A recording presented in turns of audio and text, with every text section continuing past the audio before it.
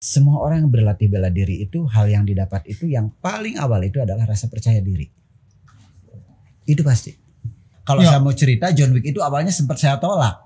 Sombong banget kan? Sombong banget John Wick kalau ditolak. Kita lebih bangga dengan budaya bangsa luar. Pencaksilat betapa berharganya. Salah satu aja nilai budaya Indonesia yang saya tahu nih pencaksilat hanya sebagian kecil dari budaya Indonesia.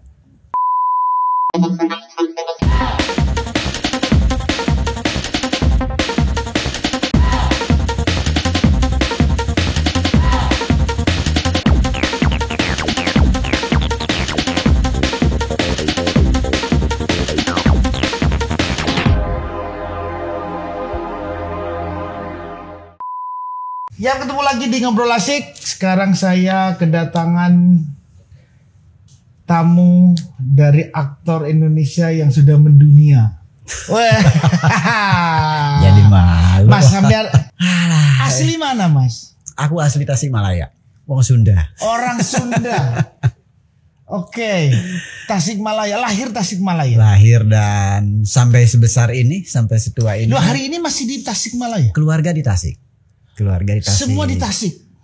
Anak saya yang besar Tasik juga di sini. Oh, di Jakarta. Saya memang sengaja setting kamu harus kuliah di Jakarta biar ada bisa nemenin papa itu kan. Tapi ternyata lebih banyak saya tinggalin juga. Awal itu waktu melihat film yang sama Keanu Reeves. Asli sebenarnya saya juga terkejut loh, Mas. dari awal keterlibatan saya dalam layar lebar di film pertama Merantau dulu di PH Merantau bersama Gareth Sevan dan Mbak Maya, itu saya udah kaget, udah terkejut gitu, karena awalnya memang dari silat saya rasa masih ada relevansinya gitu kan. Saya diminta untuk membuat sebuah Korea fighting. Waktu itu sama Gareth untuk test camp, karena kan Gareth datang ke Indonesia waktu itu tahun berapa? 2008. Awal 2008 dia datang ke Indonesia, kemudian membuat sebuah film dokumenter tentang pencaksilat bersama Ibu Christine Hakim. Kemudian ingin membuat sebuah film di Indonesia gitu kan, tapi sebelumnya ya begitu lihat bikin film dokumenter bersama Ibu Christine, Gareth bilang kok nggak ada ya orang Indonesia yang ingin membuat film yang real silat gitu kan. Real silat gitu. Oh, jadi itu nggak ada. Menurut dia itu belum ada gitu kan. Menurut dia waktu itu kan belum ada gitu kan.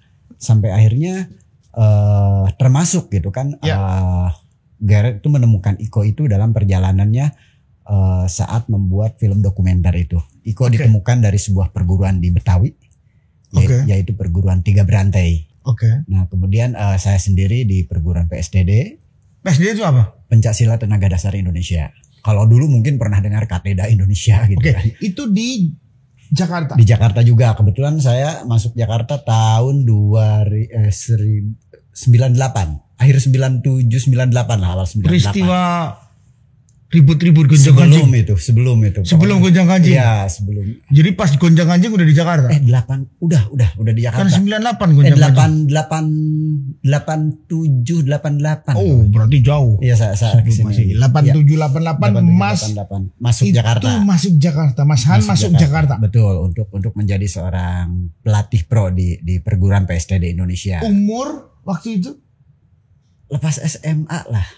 Jadi lahir di Tasik, mau mulai apa keluarga memang pencaksilat semua? Enggak juga. Orang tua seorang petani biasa. Yang ngurus tanah sendiri. Saudara-saudara juga waktu itu kakak ada yang memang ikut. Satu keluarga, satu saudara. Mas Han berapa? 5. Saya anak keempat. Iya. Cowok ceweknya berapa? Saya punya satu saudara perempuan paling kecil. Paling kecil perempuan. Jadi yang paling tua laki-laki semua pekerjaannya di Tasik atau tinggal di Tasik atau ada di Jakarta? Di Tasik. Semua masih di Tasik. Di Tasik. Jadi Mas Han yang sendiri sekarang di Jakarta. Betul. Pertanyaannya adalah kenapa milih Pencak? Simple sih, saat saya ingin belajar pencaksilat itu, kalau saya sih katakan itu kesadaran sebagai laki-laki ya. Kan umur tahun 88 itu berarti Itu SMP. Saya mengenal mulai belajar pencaksilat itu SMP tahun SMP. 84 85 iya, berarti. 83, Oke, 84 85. SMP. Itu umumnya anak Laki-laki, remaja lah anak gitu kan. anak Tasik. Gue pengen jagoan gitu. Iya pasti kan. Gue pengen jadi jagoan. Gue pengen bisa bela diri gitu kan. Pikirannya Pasti itu. Itu sesimpel itu. Simpel. Cuma itu toh. Udah, akhirnya Mas ikut satu perguruan. Ikut dari satu guru ya. Yang oke. dengan guru. Jadi bukan memang ini perguruan ya? Bukan. Kalau di kampung itu kan banyak kita datang ke orang tua. Iya, yang pinter. Iya katanya pinter lah bisa ngajar silat. Ya. Yang kita datang bukannya belajar silat kayak sekarang ya misalkan. Betul. Perguruan Sudah ada kelengkapan. Iya malah udah disuruhnya zikir, diceramahin segala macam gitu kan. Oke. Baru habis jam 12 ke sana, yuk gerak yuk ke halaman rumah gitu kan. Sampai akhirnya pas saya masuk SMA waktu itu ada sebuah perguruan yang terorganisir masuk ke kecamatan saya, dibawa oleh Kak Naen dari APDN waktu itu. Oke. Nah, namanya Kateda Indonesia waktu itu kan. Jadi itu udah Kateda Indonesia dibawa masuk ke Tasik. Betul. Baru Tasik. Mas tertarik. Saya tertarik. Jadi saya kalau hari Sabtu dari sekolah itu nggak pulang ke rumah.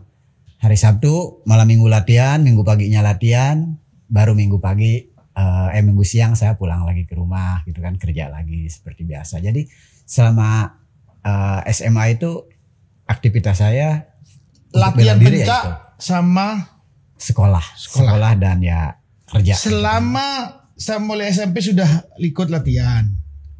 Kalau SMP ya berlatih di silat-silat kampung gitu. Ya, silat Kak. Belum Betul. yang seperti Kateda. Betul. Bukannya, tapi memang passionnya itu memang bela diri.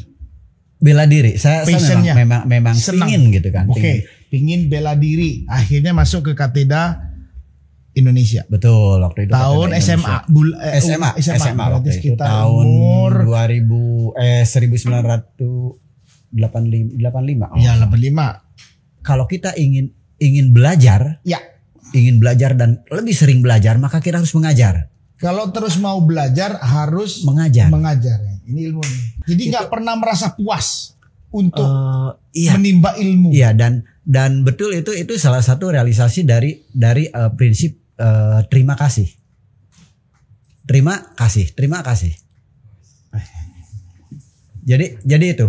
Saya hanya mengajarkan apa yang hari ini dikasih, misalkan 1-2 gerakan dikasih. Besoknya saya kasihkan. Saya bisanya itu. Karena kalau untuk pernapasan waktu itu harus oleh pelatih yang memberikan gitu kan, karena kita belum bisa mengecek.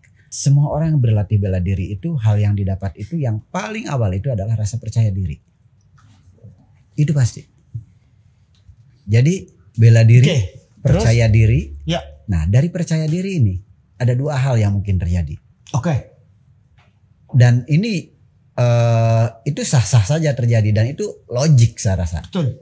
Bela diri, percaya diri, lupa diri dan tahu diri. Lupa diri dan tahu diri. Iya. Menarik. Saya pernah merasa jadi seorang jagoan. Asli, Mas. Lupa diri dong itu berarti.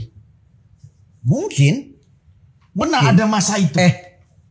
Ya pastilah, pasti karena lupa diri. Tapi itulah salah satu efek gitu kan dari Itu belajar efek bela dari diri. belajar bela diri itu efek. Karena jangankan ada yang nyenggol, saat kita jalan kalau ketemu orang itu gitu kan, pinginnya gitu kan. Tapi begitu saya ingat lagi gitu sekarang. Ya. Itu terjadi saat saya belajar mukul aja belum lurus, Mas. Apalagi bisa nendang. Oh, jadi baru masih putih kuning itu udah gaya itu dah. Aduh, Mas. Ya, kayak Rizal ini semua teman-teman nih gaya nih. Asli. Wow, Jadi gaya setengah langit. malu gitu jadinya kalau inget itu kalau jalan itu kalau Iya ada kan? yang ini asik deh kayak pinginnya deng gitu. Jadi kalau itu apa lo gitu kan.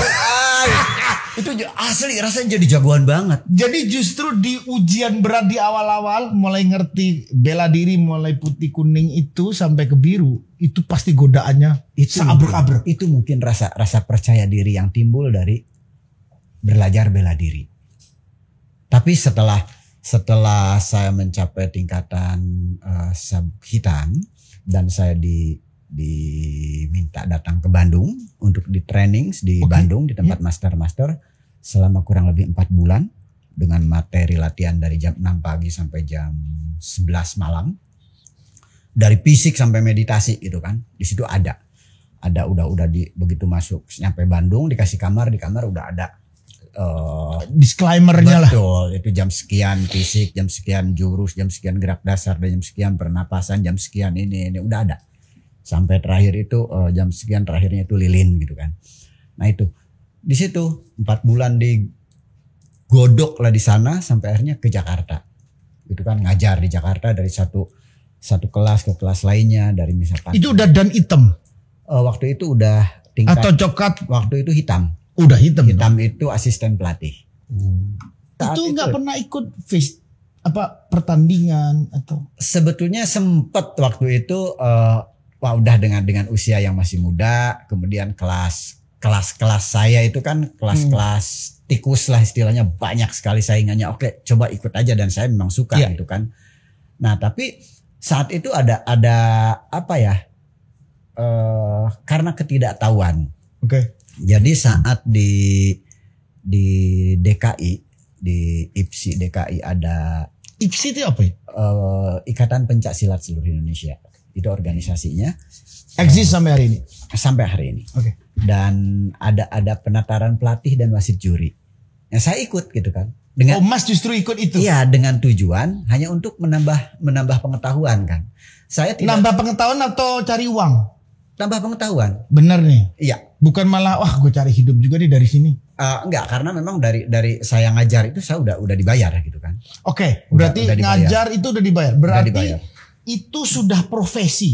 Betul, makanya. Jadi Mas Han itu sampai di sabuk hitam itu kan sudah menamakan dirinya akan menjadi betul-betul sampai pelatih dan seterusnya. Betul. Jadi mulai dan apa bahwa Mas Han yakin bahwa profesi ini aku akan jadi seorang pesilat. Saya tidak meyakini bahwa saya sebagai seorang pesilat waktu itu, tapi saat itu dengan tanggung jawab sebagai sabuk hitam, waktu itu sebagai asisten pelatih, di mana di perguruan saya yang waktu itu udah yang sekarang berubah menjadi PSTD Indonesia, punya kewajiban untuk ngajar. Jadi ada pelatih pro, ada pelatih amatir gitu kan. Yang kalau pelatih pro memang pelatih yang hidupnya sehari-hari kasarnya dari bangun sampai tidur itu tanggung jawabnya untuk ngajar. Itu Mas sampai di ban hitam dari pencaksilat tersebut. Itu ada piagamnya, ada sertifikasi. Ada sertifikatnya. Setiap sertifikatnya ada. Betul, dan itu rujukannya adalah rujukan Indonesia saja atau seluruh dunia? Indonesia. Jadi Indonesia. Itu udah rujukan Indonesia. Awalnya waktu sampai, karena kan dulu itu dari awalnya Kateda Internasional, kemudian menjadi Kateda Indonesia. Siap. Kemudian kita Kateda Indonesia sendiri waktu itu dari Kateda Internasional itu ada Kateda Indonesia, ada Kateda Matahari. Kateda Matahari. Nah dari Kateda Indonesia berubah nama lagi menjadi PSTD Indonesia untuk lebih mendekatkan diri dengan induk kita, karena kita bernaung induknya di IPSI. Oh, di Pencaksilat Indonesia. Di Ikatan Pencaksilat Indonesia. Sebetulnya Kateda Indonesia itu kan hanya akronim aja. Iya, kenapa kok kayak bahasa Jepang sih? Kesatuan Aliran Tenaga Dasar. Kateda Indonesia. Kirain ini adalah dari berbau Jepang ya. Nah, makanya ada resiko yang cukup besar gitu saat perubahan dari Kateda Indonesia ke PSTD Indonesia. Kalau PSTD kan Pencaksilat Tenaga Dasar Indonesia. Kenapa ada bahasa tenaga dasar? Kalau kita namakan tenaga dalam, orang kalau dengar nama tenaga dalam pasti langsung image-nya itu, pikirannya itu ke mistis ya.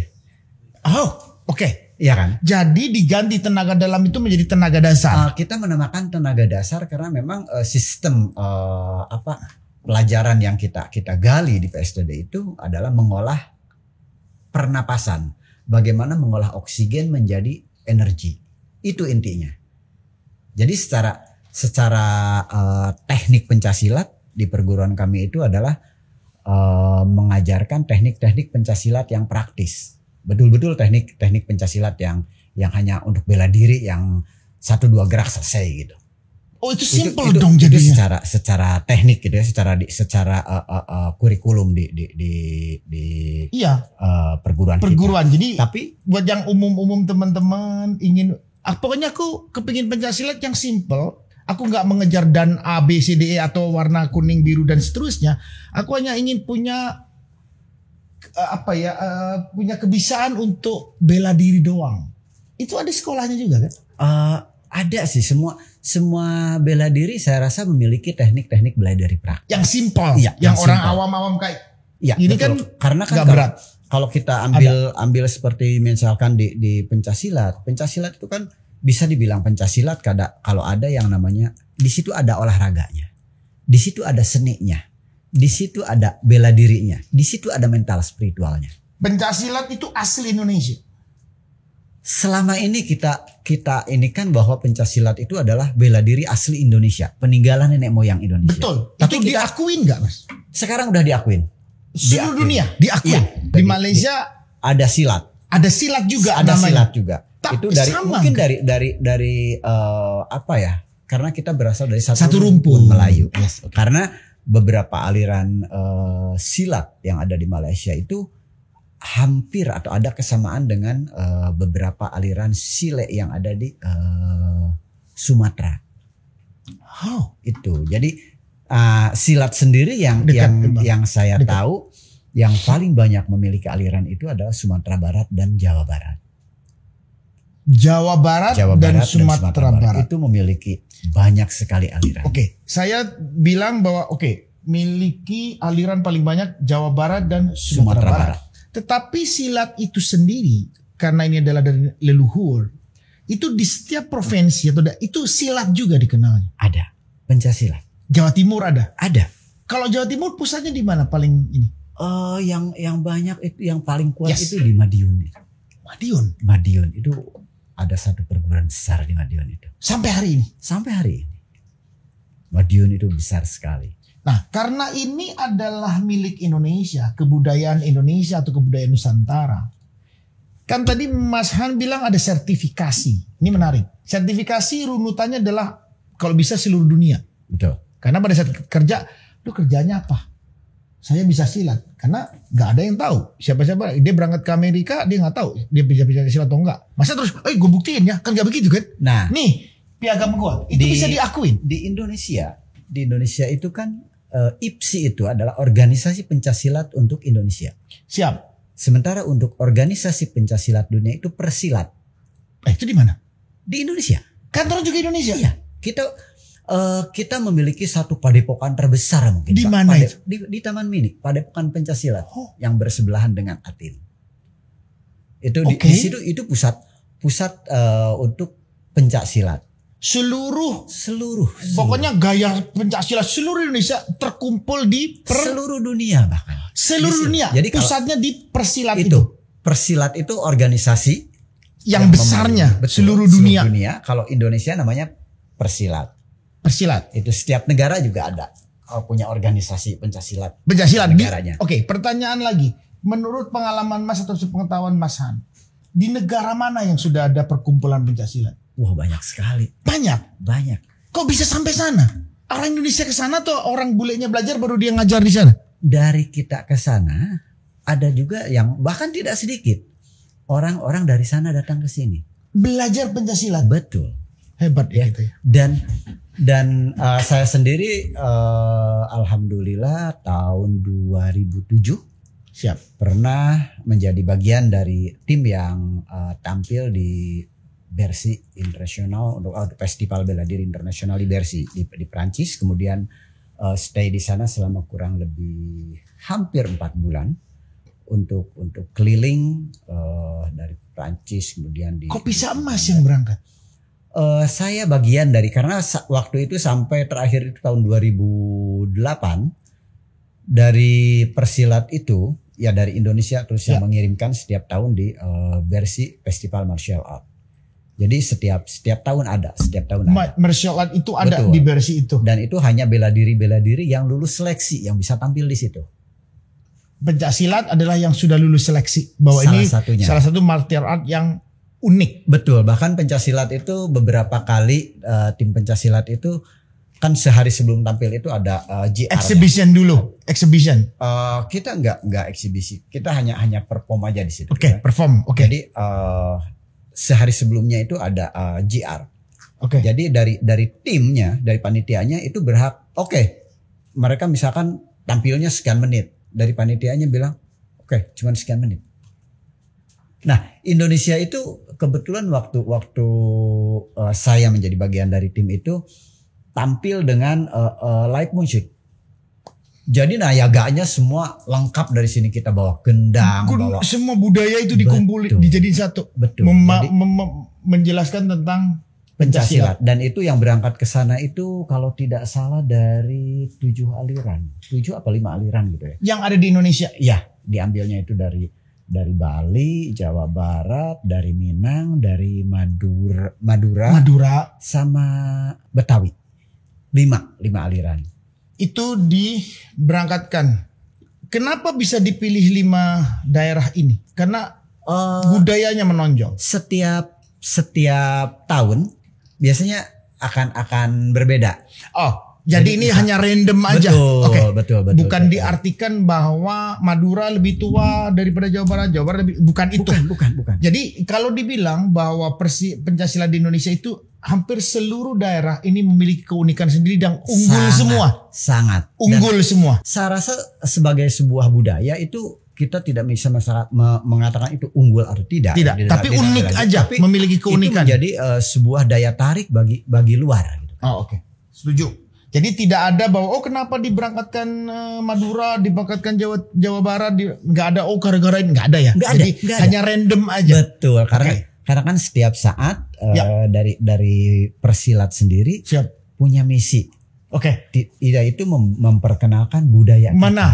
Kita. Ya. Budaya Indonesia, sehingga sampai saat ini kalau misalkan ada yang datang dari luar itu mereka selalu langsung saya ingin belajar, misalkan kayak celurit, bisa saja misalkan ada teman, Yan saya ingin belajar celurit nih, oh ya saya nanti kontak Mas Tulus nih, Mas Tulus dari perguruan aliran Madura. Oke. Yan saya ingin belajar silat tuo nih, oke. Saya kontak guru saya dari Minang. Yan saya ingin belajar harimau nih. Oke, saya kontak datuk saya dari Minang. Kebetulan masih ada di Jakarta, lebih mudah. Oh, saya ingin belajar Cimande. Oke, latihannya di sini daerah Jawa Barat dengan si ini mungkin yang itu bisa. Mas tahu semua itu. Alhamdulillah kenal beberapa orang gitu kan, dan dari kenal itu ya alhamdulillah dari pencaksilat ini ternyata saya bisa punya banyak teman. Oke. 2 punya tahu tentang ternyata budaya Indonesia ini, yaitu salah satunya pencaksilat, dan pencaksilat ini sendiri memiliki hampir 1000 perguruan gitu yang terdaftar aja. Itu yang terdaftar, belum lagi perguruan-perguruan yang tradisional yang hanya terdaftar di daerah gitu. Di kampung-kampung. Betul, karena di kampung-kampung itu banyak aliran-aliran yang justru kalau orang mau belajar itu, saya mah nggak bisa. Kalau orang tua kan seperti itu. Tapi sekarang kan begitu dulu ada seorang yang sangat support dengan pencaksilat, membuat sebuah program yang namanya pencaksilat menembus dunia. Itu berhasil sekali. Sehingga sampai sekarang banyak orang-orang yang datang ke Indonesia dengan status, kalau kita lihat dia itu jago bela diri gitu. Dia udah dan sekian bela diri ini, dan sekian bela diri ini, dan sekian bela diri ini. Kalau ditanya kenapa sih ingin belajar pencaksilat? Betul. Kalau misalkan yang menariknya apa dari mereka? Dari mereka itu mereka selalu mengatakan bahwa bela diri Indonesia itu secara bela diri itu merupakan bela diri yang lengkap. Dari seni ini dari sebuah budaya ini merupakan sesuatu yang sangat-sangat menarik dan sangat unik menurut mereka itu. Oke. Jadi sebagai sebuah gambaran, di dalam salah satu aliran di dalam pencaksilat di Indonesia itu ada yang namanya keceran. Oke. Ya keceran. Nah itu buat anggota atau pecinta silat di luar negeri itu mereka itu bisa sampai misalkan, oke, gue harus kerja nih 2 bulan karena gue harus stay di Jakarta 3 bulan misalkan. Menjelang acara keceran sampai seperti itu gitu. Itu hebatnya. Dan saya pernah waktu itu di Biarritz, salah satu daerah di Prancis, saya ngajar di sana, dan itu yang katakan pengurusnya lah, ketuanya kalau di sini dia itu punya satu rumah yang mungkin di Indonesia sendiri nggak ada gitu. Museum di Indonesia sendiri mungkin kalah. Tentang Pancasila, bahkan tentang senjata Indonesia. Adanya di keris dan segala macam. Adanya justru di luar. Itu pribadi bahkan. Karena dia memang kecintaan dia terhadap senjata itu adalah berawal dari kecintaan dia terhadap pencaksilat. Awalnya dari pencaksilat. Iya. Sampai dia ini senjata ini keris ini namanya ini. Asalnya Sampai dari dia ngerti. ini, pembuatnya ini. Dan setiap senjata itu ada historinya. Luar biasa saya bilang. Mereka itu sangat-sangat respect. Oke. Berarti Mas ini betul-betul sudah, kalau lihat cerita sebentar tadi, Mas sangat memahami. Sehingga akhirnya sampai bisa dipercaya oleh produser-produser Hollywood. Kenapa sampai nyasar ke seorang Mas ini? Kenapa? Nah, kalau itu saya rasa sebenarnya bukan karena saya hebat dalam pencaksilat. Sama sekali tidak. Terus? Sama sekali tidak. Kalau toh saya harus akhirnya terjun ke sini, masuk ke dunia entertain, itu hanya karena inilah gitu kan, garis hidup saya yang udah Tuhan siapkan. Lebih ke situ. Kalau saya melihat ke situ. Bukan karena saya hebat. Mas Hani ini adalah orang yang sangat luar biasa di enggak. silat. Itu bukan. Bukan. Tapi gara-gara memang gift. Ya. Pemberian ilahi. Itu anugerah.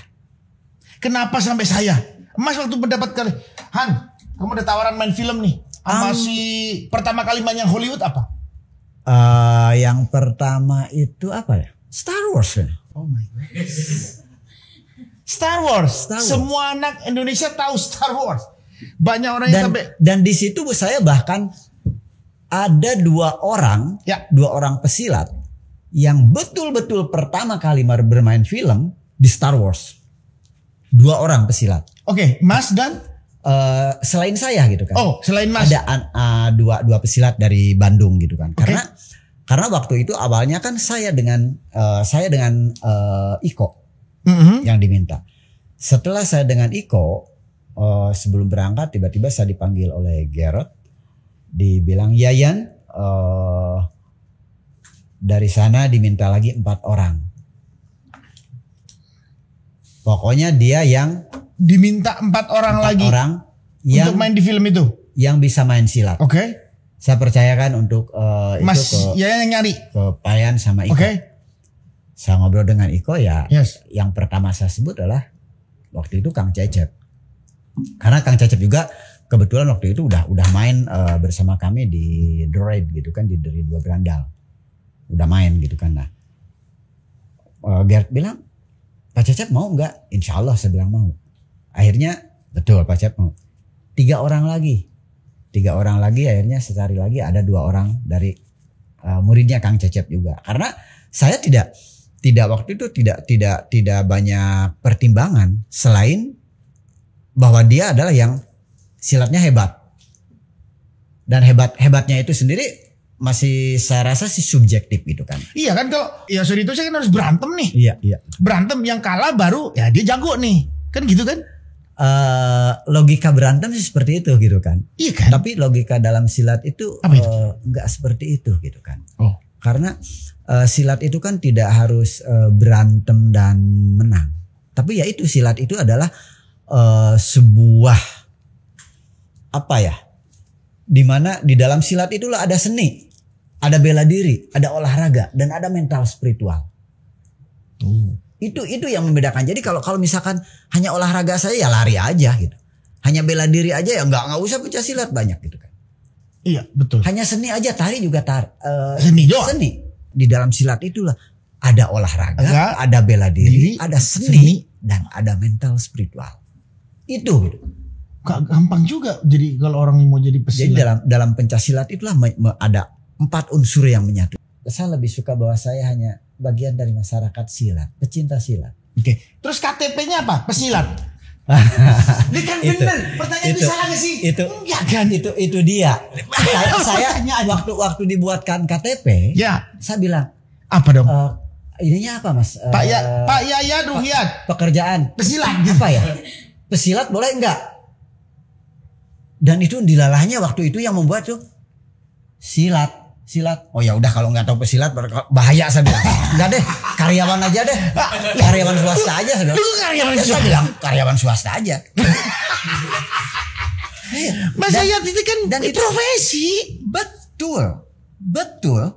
Itu silat buat saya sebagai sebuah profesi. Betul. Dan sekarang saya tahu bahwa silat itu adalah kebanggaan buat saya. Itu dia. Karena apalagi saya punya kesempatan di film. Gara-gara Dari mencintai silat, saya mendunia. saya bisa mendunia. mendapatkan penghasilan. Yes. Tapi Ini di sisi lain, silat itu ternyata budaya bangsa. Yap. Tapi berapa banyak masyarakat Indonesia yang tidak tahu budaya? Itu sebetulnya. Makanya kalau dalam beberapa pertanyaan, apa tujuan Mas Yayan Ya, itu pertanyaannya. dengan pencaksilat Pencaksilat ini tersebut melalui film ini? Saya bilang memperkenalkan memperkenalkan pencaksilat kepada dunia. bangsa Indonesia, enggak kepada dunia. Dunia udah lebih tahu tentang pencaksilat. Berarti menurut Mas Yaya salah di mana ya? Enggak ada yang salah.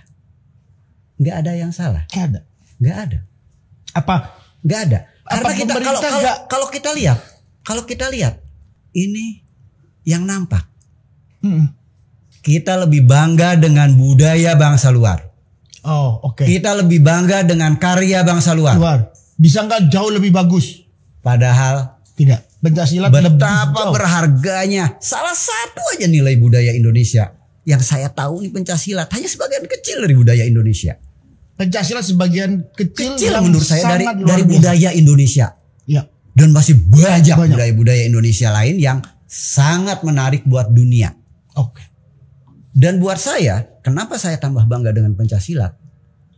Pencaksilat yang memperkenalkan saya kepada dunia. Kalau melihat tadi Mas Yayat menceritakan sedemikian hebatnya pencaksilat ini sampai membuat orang di luar Indonesia mau belajar. Akhirnya pencaksilat itu ada di seluruh dunia. Yang dibuktikan kembali oleh Mas Yayat adalah sampai Mas Yayat masuk ke dalam Hollywood. Ini nggak gampang. Akhirnya Mas Yayat mewakili Indonesia berlaga dengan orang-orang besar di Hollywood. Dan itu sebuah prestasi mahal. Alhamdulillah. Ya, jadi kita nggak minder kalau bicara tentang pencaksilat. Oh, negaramu ya pencaksilat. Oh, mau tahu itu Mas Yayat main di film ini, main film. Oh ya. Jadi sebuah kebanggaan tersendiri. Saya termasuk orang yang bangga waktu Mas Yayat masuk ke situ. Ini kalau sampai dibahas dengan baik di Indonesia, dirumuskan oleh nggak tahu, mungkin Mas Yayat yang akan bisa meramu orang-orang untuk ayo rumusin kayak dibikin film yang jelas, dibikin apa seperti Shaolin bisa luar biasa, karate bisa luar biasa. Itu kan dari negara-negara budaya lain. Betul. Padahal dari penjelasan Mas Yayat ada 4 di pencaksilat yang sangat luar biasa. Ada seni, ada bela diri, ada olahraga, dan ada mental. Itu Spiritual. betul. Ini kan menarik. Kalau memang akhirnya bahwa kita semua anak Indonesia belajar semua pencaksilat. Alhamdulillah, mudah-mudahan kan sekarang pencaksilat juga udah menjadi mulok gitu kan, muatan lokal di sekolah-sekolah gitu kan. Oke. Dan itu sangat bangga lah buat kami sebagai. Oh, jadi ada di sekolah-sekolah sana dimasukkan di kurikulum Betul, sebagai sebuah muatan lokal gitu kan. muatan lokal. Oke. Nah, itu juga melalui jalur prestasi orang gitu kan, dengan misalkan piagam, Ya. dia telah berhasil dengan salah satu kejuaraan pencaksilat, dia bisa untuk mempermudah melalui jalur prestasi untuk Jalur prestasi. pendidikan. Dari seorang Yayat yang sudah sedemikian sampai di titik tertinggi di dalam profesinya karena pengakuannya udah internasional. Mas Yayat tuh tidak diakuin di Indonesia saja. Kalau Mas Yayat cuman nggak diakuin internasional, nggak mungkin Mas Yayat dipanggil di Hollywood. Itu bukti, itu fakta. Apa kegamangan atau apa yang ingin disumbangkan ke Bela, atau apa yang ingin mau dilakukan untuk Pencaksilat yang ingin dilakukan oleh seorang Yayat? Sebagai seorang pesilat, saya berusaha untuk memunculkan yayan-yayan yang lebih muda. Oke. Jadi Mas Yayat dunia, bikin perguruan di dunia film. Saya punya perguruan. Oke. Saya sebagai pelatih di perguruan Pencaksilat Tenaga Dasar itu, gitu kan. Tapi dalam posisi saya sekarang, saya bukan lagi milik perguruan saya saja, gitu kan. Oh, oke. Karena saya tahu bahwa di Indonesia itu banyak sekali perguruan. Tapi buat saya itu kan hanya sebagai bendera. Bendera itu hanya simbol. Siap. Simbol. Kita bisa punya satu loyalitas yang tinggi kepada perguruan kita, perguruan apapun gitu, itu sah. Tapi kalau kita punya satu egosentris yang berlebihan juga nggak bagus. Apalagi sampai menyatakan wah perguruan saya yang paling hebat, enggak. Kita bersahabat. Masih banyak perguruan silat lain, bahkan bela diri di luar Pencaksilat yang kalau kita lihat sebagai seorang bela diri, semua itu adalah bela diri yang hebat. Kalau kita bicara sebagai orang bela diri. Okay. Karena saya tidak pernah melihat, apalagi saya mengakui misalkan, bela diri ini yang paling hebat. Gak ada kalau menurut saya. Apa yang ingin ditularkan nanti, ingin diberikan dengan Mas Yayat udah di Star Wars, udah di John Wick, terus di The Raid. Ya intinya sih buat saya sih para generasi muda ya. Siap. Jangan pernah terlalu banyak berpikir untuk membuat. Selama itu positif. Menarik ini. Selama itu positif. Selama itu positif. Oke. Ya, jangan pernah berpikir selama itu positif. Yes. Tetap berbuat. Tetap jadi orang yang produktif. Tetap jadi orang yang positif. Apalagi masih muda. Good. Ya. Sekolah itu harus. Ilmu. Legal edukasi itu penting. Tapi hobi itu tidak mustahil. Disitulah seseorang bisa menorehkan prestasi. Yes. Ya, keyakinan seorang Yayat. Jadi Mas yakin betul dengan profesi ini. Akhirnya membuktikan ini. Saya tidak pernah bermimpi pada posisi seperti ini. Oke. Ya. Saya masuk ke Jakarta tahun 87, awal 88 mungkin 8 itu hanya sebagai seorang pelatih pro di PST di Indonesia sekarang itu kan. Dan banyak sekali kawan-kawan yang keluar masuk di dalam pro itu. Tapi buat saya dengan segala kesulitan itu, ya intinya itu. Segala sesuatu itu tidak ada yang didapat dengan mudah. Pasti ada proses. Ya. Susah atau mudah itu relatif. Berat atau ringan itu relatif. Tapi yang penting bagaimana menjalani semua proses itu dengan ikhlas. Kalau kita mengajar, jadi seorang guru, mengajarlah dengan ikhlas, dengan tulus, dengan kecintaan saya rasa. Segala sesuatu yang kita lakukan atas dasar cinta, maka apa yang kita cintai itu ternyata memberikan jauh dari apa yang bahkan tidak pernah kita harapkan. Hebat. Saya rasa sih itu. Hebat ya. Saya rasa sih Pak punya anak berapa? 3. Perempuan laki? Laki 2, perempuan 1. Paling tua umur? Paling tua 22, kuliah di Jakarta. Belum nikah tapi? Belum. Masih kuliah. Masih kuliah. Yang kecil umur? Yang kecil ini bonus perempuan. Baru 4 tahun. Barusan dong. Baru 4 tahun. Itu Mas, umur berapa? Saya belum lama ini masuk 53. Iya, beda 1 tahun Mas saya. Saya 52. Tahun ini angkanya sih udah tinggi ya. Udah bukan ini udah tinggi, bahkan udah ketinggian, mungkin udah menuju ke bawah angkanya. Tapi ya usia kan hanya sekedar angka. Yang penting kalau semangat kita lebih tinggi dari yang masih muda, kenapa enggak gitu kan? Yang penting kita bertanggung jawab. Setuju. Apa yang harus kita lakukan? Setuju. Kita tetap Yang waktu dekat ini apa yang mau dilakukan? Yang sudah Kontrak? Secara kontrak sih belum. Belum, tapi udah ada yang komunikasi. Yang udah dipublish itu sebetulnya Kan ada kemarin satu proyek luar ya. Tapi ya ini saya gitu kan. Saya itu sebetulnya segala sesuatu yang baru rencana itu. Tapi kan udah keluar di berita. Betul. Dan itu saya sempat kaget karena kan ini apalagi kan proyek luar kan. Biasanya proyek luar itu kita udah signing baru keluar. Bahkan harus tetap di close, harus tetap ditutup. Dan buat saya itu sangat senang gitu.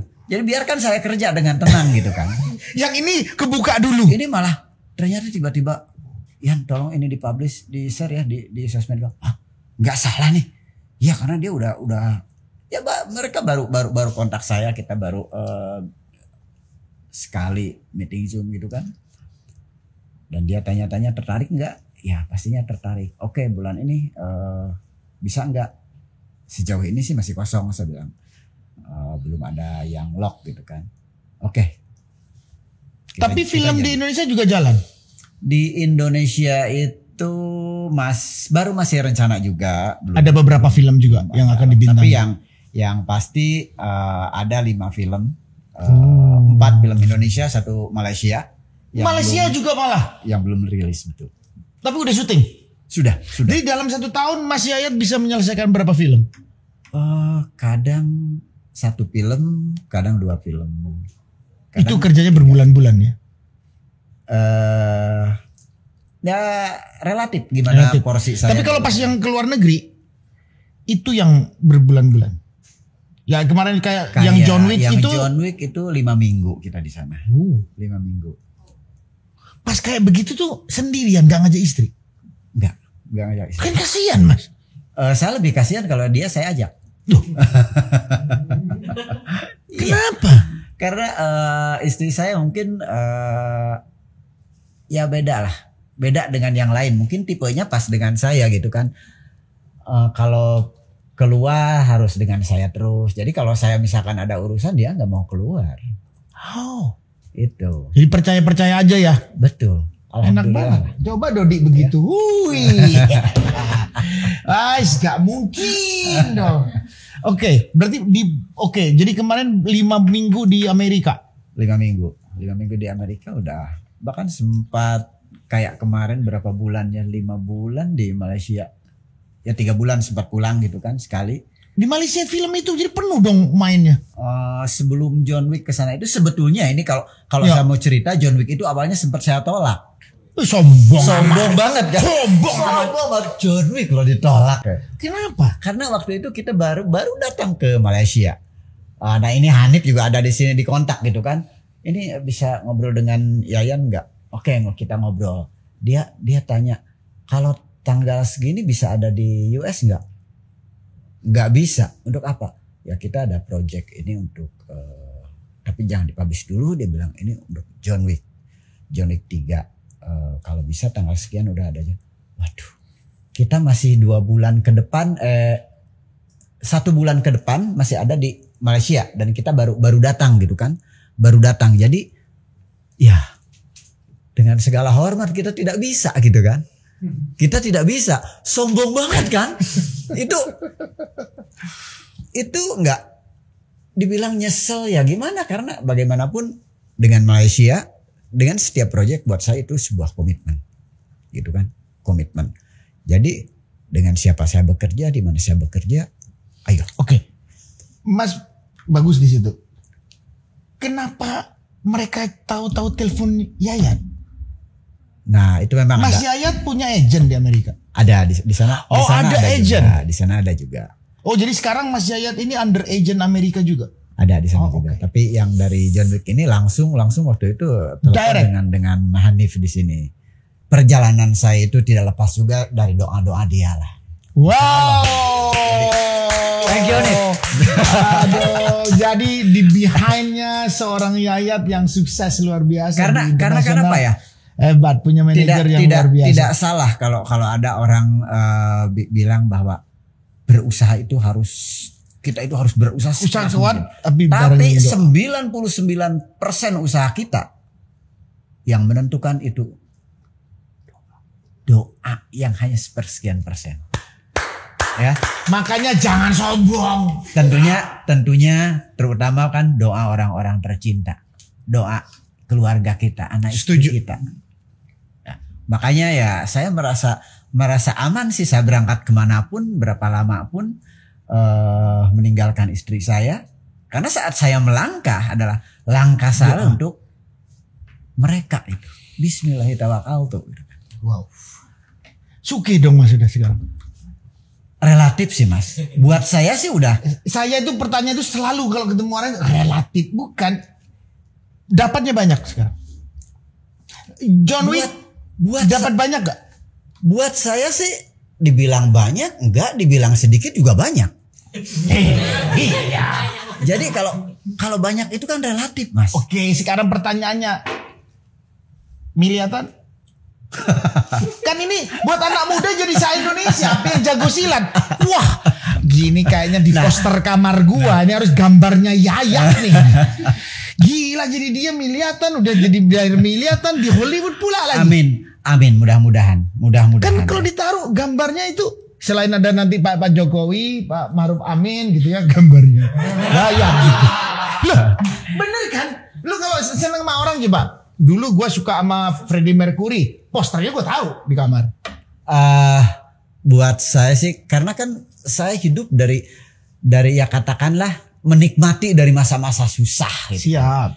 Jadi sampai saat ini dengan karakter saya yang saya rasa masih begini gitu kan. Siap. Jadi lebih nyaman apa ya? Cukup. Rezeki itu bukan jumlahnya yang penting, tapi berkahnya. Tapi jauh lebih penting kalau dengan jumlah banyak, rezekinya yang berkahnya juga banyak. Oke. Itu kan. Setuju. Banyak yang diberikan ke kita, banyak juga itu bagian untuk orang lain gitu kan. Karena keberhasilan kita itu kan tidak hanya tenaga kita, tidak pikiran kita, tapi doa kita. Itulah hebatnya belajar pencaksilat lengkap. Salah satunya. Tapi terlepas dari itu ya budaya Indonesia itulah yang tetap harus kita banggakan. Harus kita jaga. Tetap harus kita banggakan, dan saya bisa dipanggil untuk bisa bergabung dalam beberapa proyek Hollywood juga bukan karena hal yang sebetulnya luar biasa, tapi karena Indonesia yang luar biasa. Karena Indonesia memiliki hal yang luar biasa yang tidak mereka miliki, yang dimana ini Indonesia miliki, dan itu jadi daya tarik gitu kan. Apa yang menarik gitu kan dari seorang Yayan? Badannya cuma segini ini Mas. Iya, kecil-kecil cabai rawit. Badan segini. Waktu The Raid itu dengan suaminya Audi ya. Audi hitam. Itu dengan Iko. Nah, itu Itu kebanggaan. berangkatnya gitu kan. tahu-tahu bareng, sengaja di kontak satu-satu atau di kontak langsung dua-duanya. Lu main yuk The Raid. Dari awal, dari yang pas saya diminta oleh Gerard untuk membuat video fighting untuk test cam waktu itu. Iko itu udah ditemukan dari 3 berantai itu. Dan saya dengan Iko saya udah kenal sebelum kami ketemu di film. Jadi kami kebetulan sama-sama pesilat. Itu udah berapa mungkin ya saya pertama kali ketemu Iko itu masih dituntun sama pelatihnya. Sampai saya bilang, wah lu punya anak bule dari mana nih? Bukan, ini anak Betawi banget. Wah ini tulangnya luar biasa. 5 tahun kemudian saya bertemu dia dalam sebuah penampilan di salah satu hotel di bilangan Tamrin gitu kan. Perasaan kenal ini anak. Itu bang yang Bang Yan dulu bilang anak bule. Pantesan, gila saya bilang nih anak. Ternyata betul. Alhamdulillah dia yang sekarang menjadi katakanlah figur untuk pencaksilat. Ya. Kebanggaan. Ya. Dan saya sangat bangga dengan Iko. Saya juga sama. Udah berapa kali saya lihat filmnya dia. Iko bukan saya sebagai kawan, tapi sebagai saudara, sebagai adik saya. Saya bangga banget, apalagi dia sekarang berangkat ke Amerika untuk bergabung dalam Expendable 4. Ya, kita support, kita doakan. Masalahnya sama dia, nanti kalau nyampe di Jakarta saya mau wawancara dia. Siap. Sampai ini ya. Siap. Itu jadi Tapi saya juga jarang ketemu masalahnya. Ya tapi kan sampai bisa telepon-teleponan. Pasti, Ngomong, pasti. Ntar kalau ke Jakarta aku udah ngomong sama Mas Anang, ngobrol sama Mas Anang. Itu kita doakan mudah-mudahan dia sehat selalu, Harus. lancar Karena pekerjaannya dan ya sukses. apa ya, nonton Hollywood terus ada orang Indonesianya, rugi kita nggak nonton, sumpah. Betul. Sumpah, rugi Mudah-mudahan nanti ada sebuah produksi Hollywood yang bisa dilaksanakan di Indonesia. Tidak tertutup kemungkinan ya. Ya. Banyak sekarang seperti di Cina. Kalau kita lihat sekarang hampir setiap film-film Hollywood ada dari Betul. Cina, Ada dari China, Hong Kong. ada dari Hong Kong. Baik itu pemainnya ataupun produknya gitu kan, selalu ada. Suatu saat mudah-mudahan di Indonesia.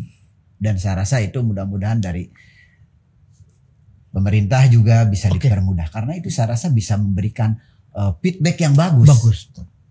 Itu kan.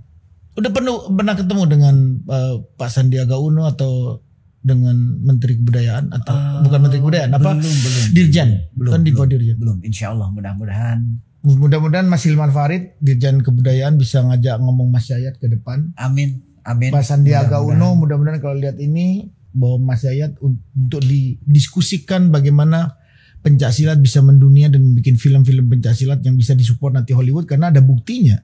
Mas Yayat dipakai oleh Hollywood dalam beberapa scene dalam film tersebut. Akhirnya kalau memang Mas Yayat juga nanti bisa propose ke sana, gua akan bikin film pencaksilat yang kolosal tentang Indonesia.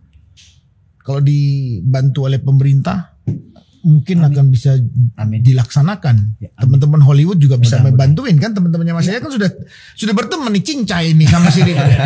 Nah kan kinernya itu yang sering telepon, lu ingat gue pernah main lu, tolongin gue dong, kan gitu kan, bener gak bro? Benar. Mas Yayat waktu ngomong sama si John Wick-nya tuh udah ngobrol ya. Ada ngobrol, tapi ya kita ngobrol seputar film dan ya satu hal yang membanggakan kami gitu kan dari perfilman Indonesia, bahwa mereka sangat-sangat respect dengan film The Rain.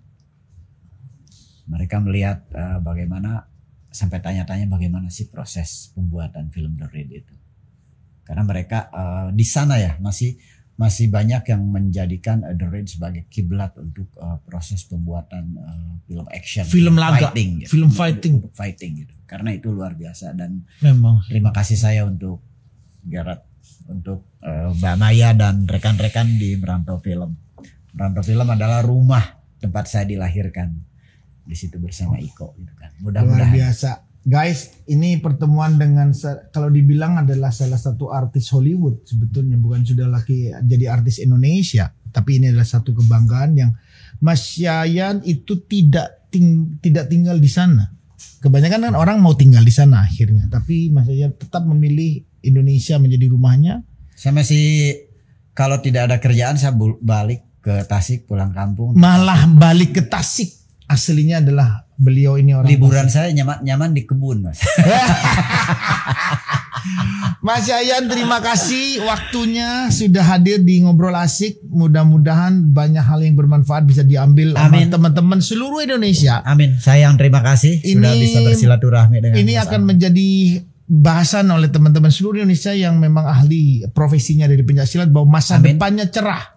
Amin, pasti. Betul ya Mas ya? Pasti. Masa depannya cerah, dan harapannya juga pemerintah mensupport hal ini. Amin. Karena ini bisa berjalan, pastinya ini sebuah budaya Indonesia yang sudah diakuin oleh dunia dan oleh pusat perfilman dunia yaitu Hollywood sudah mengakuin kehebatan. Betul. Dan untuk sahabat-sahabat para pecinta bela diri, baik itu pencaksilat ataupun bela diri apapun yang ada di Indonesia, kesempatan untuk berkarir, untuk berprestasi di dunia bela diri semakin terbuka. Di Indonesia sendiri sudah ada MMA, sudah ada One Pride. Oh benar. Wow gitu kan. Dan dari pesilat juga ada yang sekarang udah pegang juara. Orang One Pride harus diundang ya.